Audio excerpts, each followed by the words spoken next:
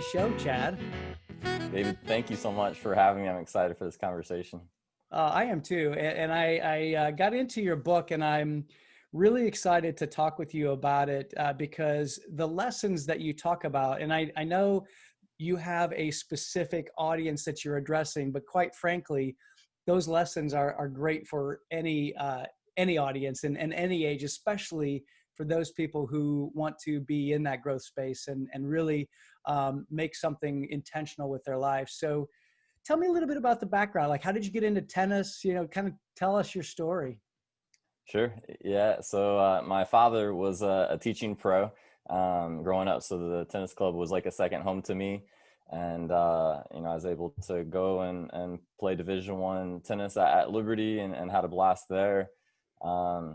After that, I got married right at 22. So I was applying for jobs like crazy and really lucky to land a PE job in Champaign, Illinois. I was a K through 8 athletic director as well. And so in that time, I got my master's online and coaching high school tennis, just trying to learn and grow as much as I could. And I kind of got an itch on my heart to get back into tennis. I felt that was kind of my gift and how I could help others grow. And so we saw the job posted down here at Point, applied and was able to land the job. So I was 26 when I got my first head coaching job here at Point and took over a second year program. It was kind of in disarray, horrible culture. We had no windscreens, no scorecards, no teaching equipment. And so we just started with the bottom and I'm a builder. So I loved the challenge of just taking it from the bottom. And we were fortunate to just get better each year and get the right people on board. And we were able to be sitting at number 2 in the country there in 2019. So we've had some success and it's been an awesome journey. Wow, that's a great story. What is it about tennis that you love so much? I'm kind of curious about that. I just love everything about it. I love the mental struggle, the physical challenge, just the one-on-one nature or 2-on-2 of, it's mostly all on the player. You can't blame a teammate. And yeah, I think it's a great physical sport for life and just love everything about it. I've got to believe that the mental game of tennis is every bit as important as the physical game. I mean, I know it's a physical game. I mean, you look at the tennis pros, at least I look at tennis pros today, and I think, man, they are amazing athletes. But not only are they amazing athletes, they've got to be able to be mentally strong and mentally tough. And I'm kind of wondering, is that part of how you coach, or some things that you guys talk about in your preparation? Most definitely. At the college level, everybody has the game. They all have the skills, and just kind of what separates is that mental belief, that mental toughness. Even at the professional level, if you watch the top 10 pros, they all might look a little different with how they hit. But their ability to just focus in on the point and be in the moment and still bring their talents under pressure is amazing to watch. That's I can see that. I mean, I've watched tennis matches. I'm not I would say I'm not like a tennis like guru or anything, but I love watching the US Open. I love watching the French Open on the clay courts, and I love Wimbledon. Yeah. I mean, I grew up watching Wimbledon on Saturday mornings and Sunday mornings, and I love watching the game. I have to tell you though, I'm horrible at the game. There you go. Well, I'll give you a few pointers after we hang up here. Awesome. That sounds great. I love it. Well, so let's talk about, I want to go to your book because I think that you've got some really amazing story. This is, and I'll just tell people, I mean, it's a story, and it's a story. I would call it kind of like a fable, but yet there's lessons within that. And I love it because I think so many times by telling a story, we're able to kind of put ourselves in that place. And I know that as I was reading it, I thought about my freshman year, and it's called The Freshman. And I thought about my freshman year and some of the, dumb things I did, but then, things that I learned. And so like, talk about like, where did the idea come from? And then, what got you to write this book? Yeah, so after about 3 years down here at Point, I just had just about one person each first semester as a freshman just struggle or bomb out or have to leave the school for academics or social choices. So I think out of my heart, I was like, man, I need to do something to help. So it was a Christmas break. I was at my in-laws' house when I opened up the grades on my phone, and just my heart sank again. Like, man, not again. And that night, I was reading to my small children a Berenstain Bears book, and it had, it was trying to teach these lessons and character qualities to my kids. And I just had that idea, maybe I could write an engaging story for a college student and teach them some lessons along the way, so that they don't have to learn the hard way or lose thousands of dollars or have these major setbacks. So that was kind of how the initial idea came about. And I kind of sat on the idea for 4 or 5 months and thought, who am I to write a book type of thing. And I heard John Acuff share a quote. He said something like 80% of people want to write a book, but only 1% do. And so that same day I got done with my workout when I was listening to his podcast and just sat down on the computer, started typing up this story, and worked on it for a couple summers, and I was able to complete it here this last summer. So I'm thankful for that. And it's been exciting to see just a few of these text messages and emails of people being impacted by the story, by the lessons. Yeah. Yeah. There's some great lessons in here. I would kind of be curious just to hear, I mean, there's 15 lessons, but are there, maybe like your top 3 to 5 lessons that you think are so important for, and let's just stay with freshmen for just a moment. So freshmen, young people going into college, because I know that's it's a big transition going from, having to be kind of under your parents' roof and then moving out and having such complete freedom. And, some young people handle that really well, and others don't. And so, is there one of those lessons in your 15 that kind of stands out to you as really something that is, maybe those are the kind of the top 5 or top 3 for you? Yeah. I do agree with you that, at different stages in life, maybe a different lesson might stand out to each individual. And, I've had a 63-year-old strong leader read it, and as he's entering the retirement age, thinking he's entering this freshman year, had a 45-year-old neighbor read it, and he's saying, hey, these are speaking to me, and then some college students as well. So I think just starting with the choosing right people and surrounding yourself. For me, coming down here to Point, I thought I knew tennis, and thought, tennis coach, let's just do tennis. And I quickly saw how important my team was I didn't have an assistant coach at the time with coaching 16 people that first year. So I thought, hey, we need to get an assistant coach on board. We need to engage the athletic trainers, the eligibility directors, the admissions coordinators. Like, everybody is playing a role in our program.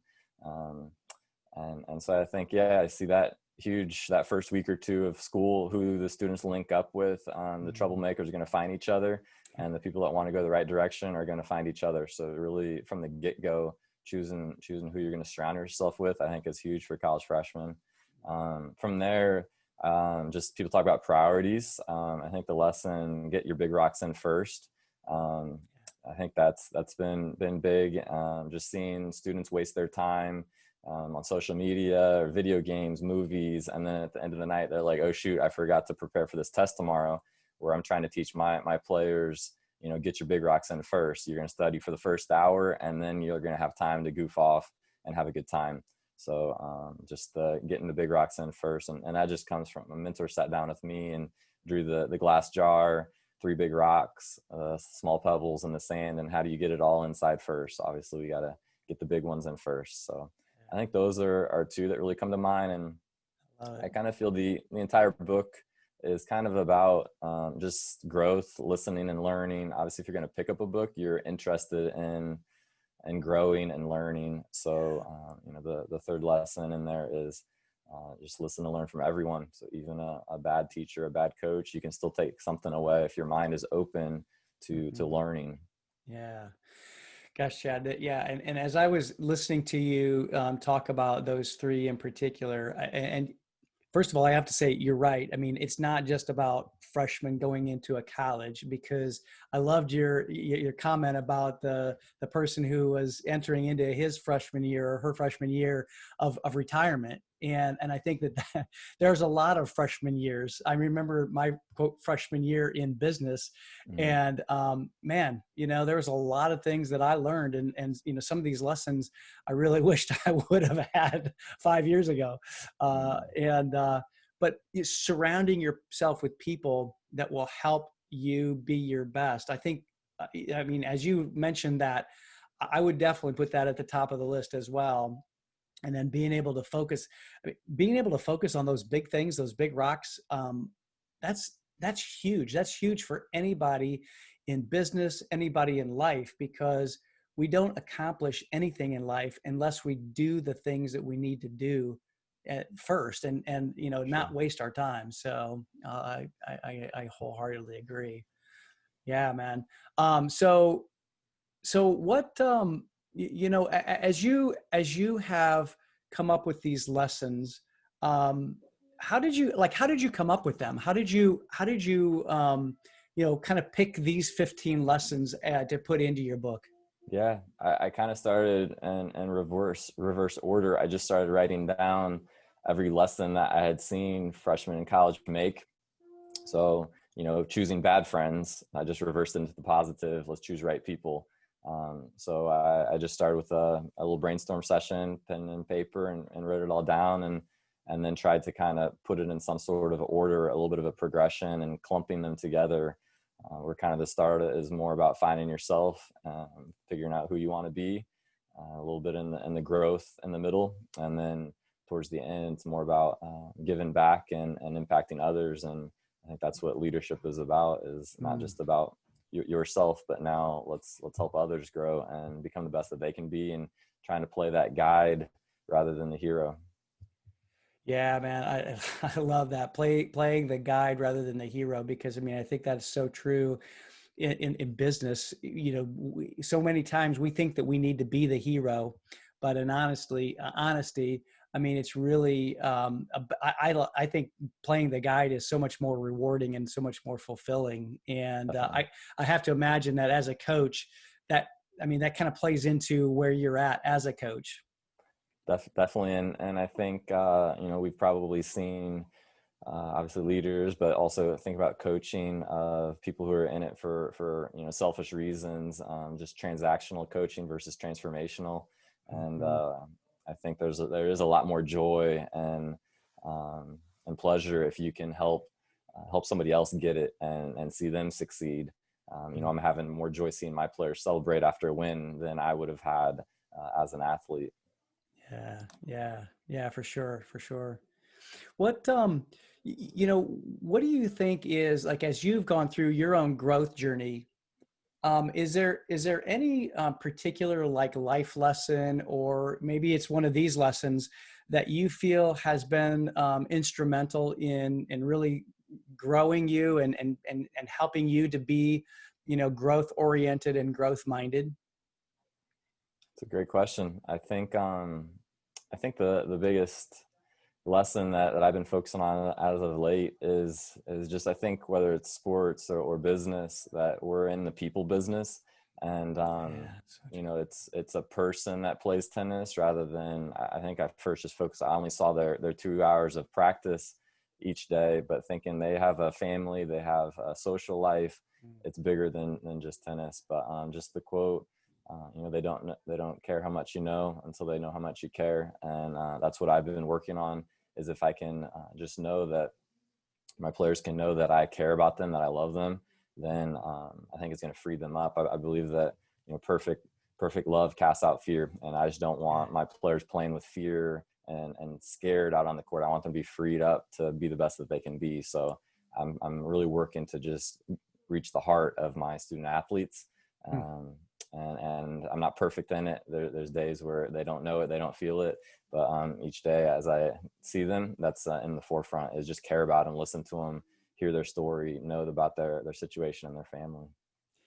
Chad, I can't tell you how much that like makes me smile because you know, and for those of you who are watching and listening, man, I mean, take this one down because getting to the heart of people and recognizing that we're in the people business. I don't care if you're a tennis coach, if you're a CEO, if you're a vice president of a division, if you're, you know, we are all people. So in business, in life, we're people and we're humans. And so, gosh, you just really hit on such an important topic. As a matter of fact, what's interesting is yesterday, I was just getting ready to jump on a call with my mastermind group. And I got a text message from one of my coaching clients, and he's a president of a company. And he was just getting ready to, well, he was doing a strategy session with his executive leadership team. And we were talking about it earlier in the morning, real early. And, you know, he was just kind of walking me through his agenda. And I suggested that he make one small change to the agenda. And that is at the beginning of the meeting to really just kind of check in with people, see where they are with their heart. You know, where's your heart today? How are you really doing? And he texted me later yesterday and shot me this note from somebody who was on his executive leadership team. And it was just affirmation of how he started that meeting, that, you know, it was really appreciated. And so I say that just to be able to say to our listeners and our leaders and people in leadership, it really makes a huge difference to be able to tie into that human element and the human heart. I got to believe that helps you not only just win, but win in life with your you know, your team. Mm. And I think thinking from my perspective, that's the type of leader that I would want to follow. You know, that's the kind of boss that I would want to work for. And I think if, you know, for the tennis court, they're going to have to go suffer for 3 hours on the tennis court to win a match sometimes. And I think if it's out of love, then they'll run through the wall for me, for our program, for each other. So it's definitely a high priority, and hoping to do better on that every day. So, tell me a little bit about one of the things that I talked about just kind of at the beginning of this conversation is really this transition between my Be the Leader podcast to in the growth space. So I'm really fascinated about getting into growth. Where are you taking your team right now for their growth? Like what's the team's growth space, as it were, and then what about you personally? Yeah, so as a team, we're really focusing on just belief, and we're talking about chasing the lion and being fearless. I'm reading it in the pit with the lion on a snowy day right now, and just thinking through that story and what would make somebody go chase down a lion, and pretty wild. But my team, we're maybe a player worse than last year, and so in our mind we might think, oh, we might not perform quite as well, but we believe if we're all committed, if we're all in the best shape of our lives, if we all fight on the tennis court, then we can go do anything. We want to be dream chasers rather than keeping, you know, ceilings on what we can do. So I just want to over believe, and just for me, I'm kind of working on just disciplines. Staying disciplined in certain habits with nutrition and sleep and morning routines. So that's kind of where I'm trying to get into my growth, where my kids are getting a little bit older, and we're our time is a little bit more slimmed up. So really trying to maximize the time I do get to be the best father and husband I can be, and best worker too. Yeah, I think that just focusing on habits and creating routines and rituals, so important, not only in personal life, but in you know, in the growth space. I mean, that's to me, I think my morning ritual, for example, I mean, that's one that I'm continually honing and working on. I mean, it's for me, it's pretty easy because I've got it as a habit, but the elements of it. So like it's the same time every morning, but the elements of it, sometimes that changes a little bit. I don't know about you, but do you change yours up? Do you kind of, tinker with it a little bit? Yeah, I think I'm still working through it. I read the 5 a.m. Club right before Yeah. the virus hit. And I Yeah. think that was quite helpful for me to just process a little bit of the science behind. Yeah. And so, yeah, I'm still trying to experiment around to see how best to work it. I'm trying to read first and kind of have my Yeah. quiet time first. And then I'm getting my workout in, where I know Yeah. everybody's going to be a little different on how they want to spend their time. And just the other Mhm. growth area that I've been kind of focused on, or since college, I've read just one book per month, which I thought that was a good goal. And moving forward, I'm hearing my assistant coach, for example, she's a semi-retired, great lady, and she's reading like 55 books a year. And so I Oh was my like, man, if goodness. she can do 55, so I'm trying to do 25 books this year, 2 per month. So just trying to step up a little bit and just keep reading, keep learning, keep growing. Oh man, I think that's, so you hit on something that for me, like, and it's why I love books. And so, and I'm a voracious reader. I love it. 55 books though, man, your assistant coach is like, she's killing it. That's awesome. Yep. Yep. Yeah, I think that reading books is such a great way to grow and to learn. One of the things that I have been doing too, and by the way, I love the 5 a.m. Club. Matter of fact, it kind of, your book kind of reminded me of that book because it was a story format, if you remember. Yep. And I thought, there's some great lessons within that story.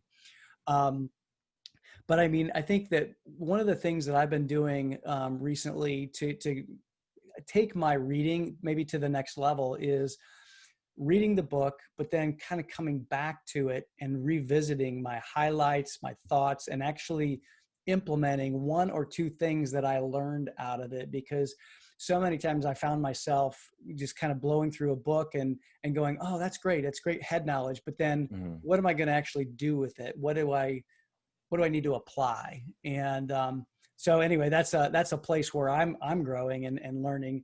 But what are you reading right now? So you mentioned In the Pit with a Lion, I think it was called. I'm not familiar with that book, so I'm going to put that on my list. Yeah, that's reading that, and reading a book on marriage with my wife. Cool. So Awesome. yeah, those are the two that I'm in right now.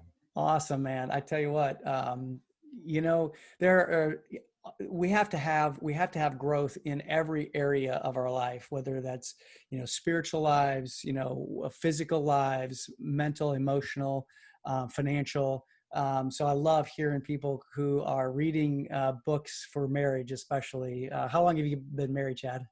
So we just celebrated 10 years of marriage. So. Man, that's awesome. That's awesome. And two children?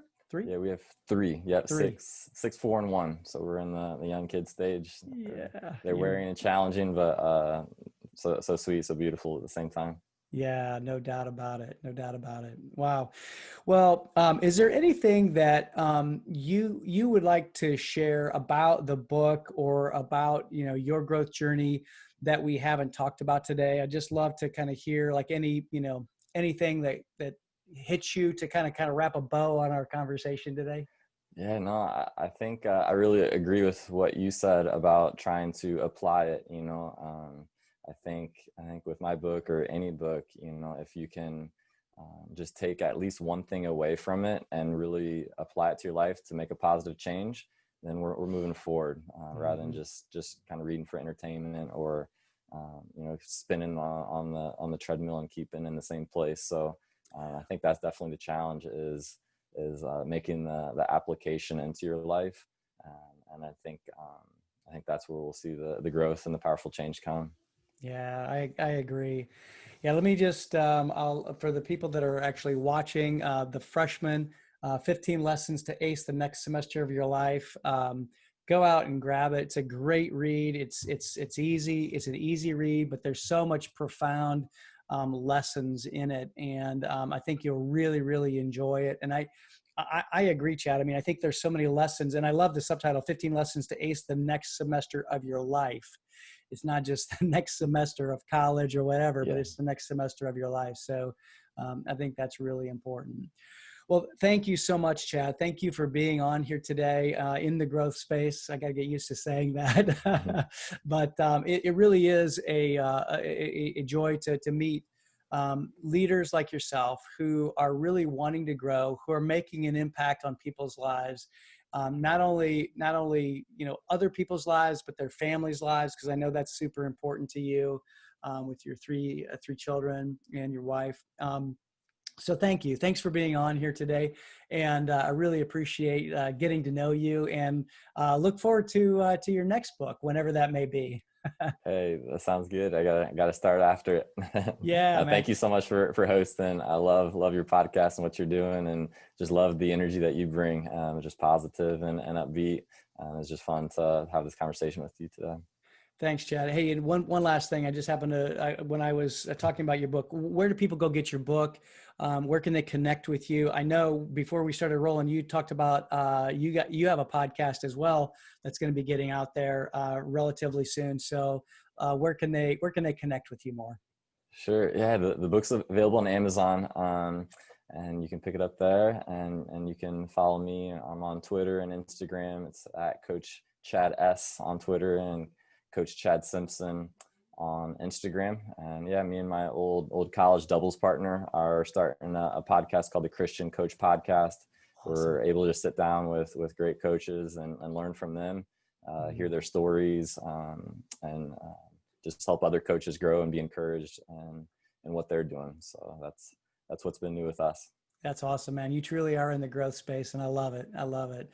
That's one of the reasons why I wanted to have you on here, because I thought you had such a great message, and I just really enjoy meeting people like you who really want to grow, but also want to make an impact in the world. So thank you. I appreciate what you're doing. Thank you. My pleasure to be here. So everybody, thanks so much for watching. Thanks for listening. Appreciate your engagement. Do me a favor, go out and subscribe. And if you would, please give me a 5-star review on Apple Podcasts or Stitcher, Spotify, wherever you get your podcasts. Those ratings really help and mean the world to me. So thank you so much for being a part of this conversation, and go continue to be in the growth space.